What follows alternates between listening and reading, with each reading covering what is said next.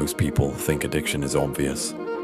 A bottle, a needle, a casino at 3 in the morning. Something you can see, something you can point at and say, that's a problem.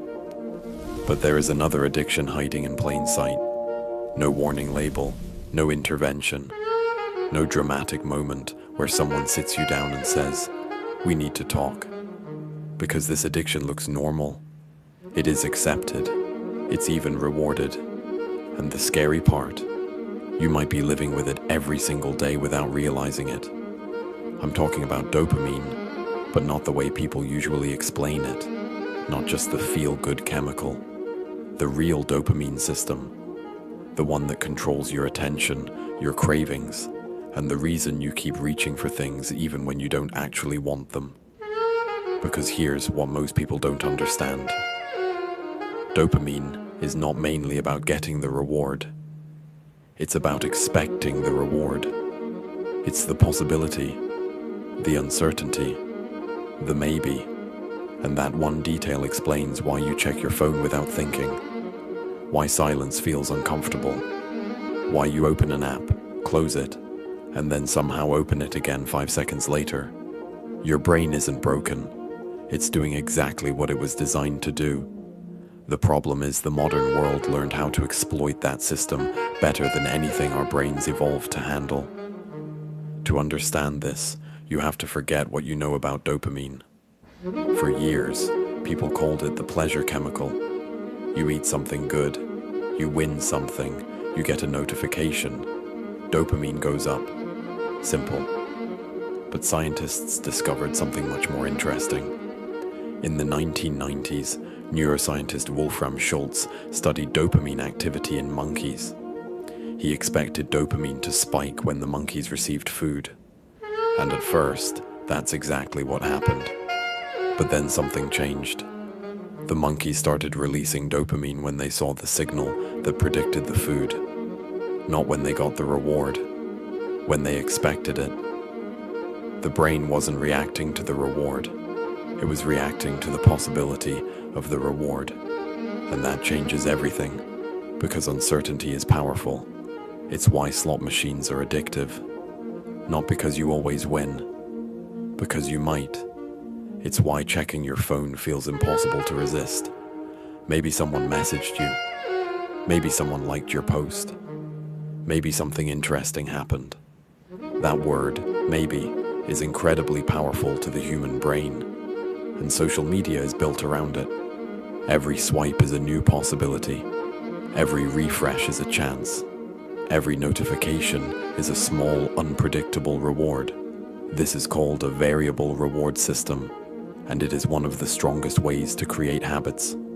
Psychologist B.F. Skinner discovered this decades ago. Animals became most obsessed with pressing a button when rewards were random. Not when they always got something. Not when they got nothing. When they never knew when the reward would appear. Sound familiar? You check your phone. Sometimes there's nothing.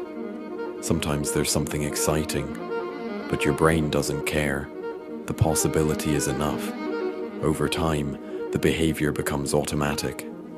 You don't decide to check anymore. You just do it. A moment of boredom appears. Your hand moves. Your phone is already in your hand before you even realize it. And slowly, something changes. Your ability to sit still gets weaker. Silence starts feeling uncomfortable. Doing one thing at a time feels boring. Your brain starts expecting constant stimulation. And you lose something important. The ability to be fully present without needing something to entertain you. Psychiatrist Lembke explains this in her book, Dopamine Nation. When you constantly flood your brain with stimulation, your brain tries to balance itself.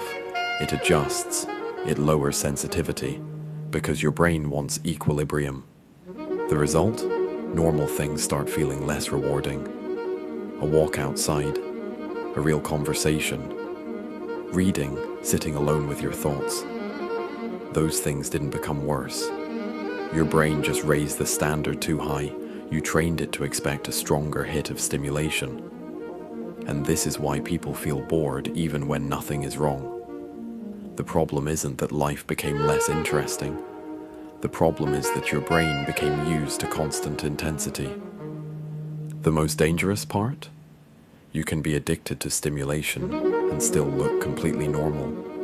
You can work, have friends, handle responsibilities. Nobody notices. Because you're not addicted to a substance.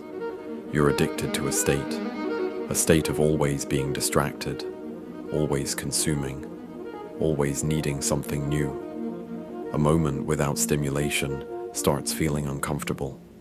And that's when you realize the addiction isn't the phone.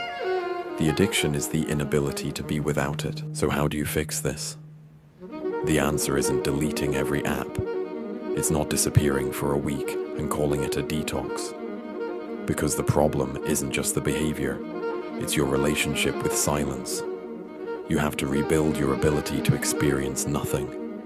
Not productivity, not entertainment, nothing. The uncomfortable moments where your brain says, "Give me something," and you simply don't.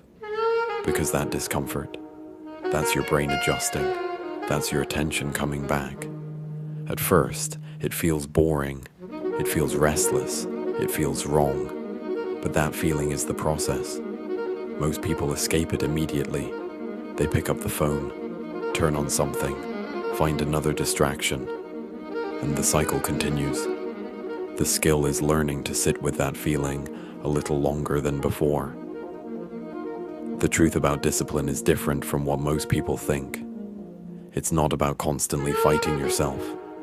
It's about creating an environment where you don't have to fight as much. Willpower disappears when you're constantly surrounded by temptation. So make the temptation harder to reach. Don't sleep with your phone next to your head. Turn off unnecessary notifications. Create moments where your brain isn't being pulled in 10 different directions. Small changes create distance between the impulse and the action. And inside that distance is where control comes back. Your attention is one of the most valuable things you own. Not your money, not your time, your attention. Because whatever controls your attention slowly controls your life, your relationships, your goals, your thoughts, your identity. And right now, billions of dollars are being spent trying to capture it. This isn't about blaming technology. Technology isn't the enemy. The question is simpler. Are you choosing what you consume, or are you being pulled? Because the moment you start noticing the pull, something changes. You create space. And in that space, you get a choice. You don't need to become perfect. You don't need to throw away your phone. You just need to become aware. Because the addiction survives when it stays invisible. And the moment you see the pattern starts losing power. So today, notice one moment where you feel the urge to check, scroll, or escape. Don't judge yourself. Just notice it. Because awareness is the first step toward taking your attention back. And taking your attention back means taking your life back.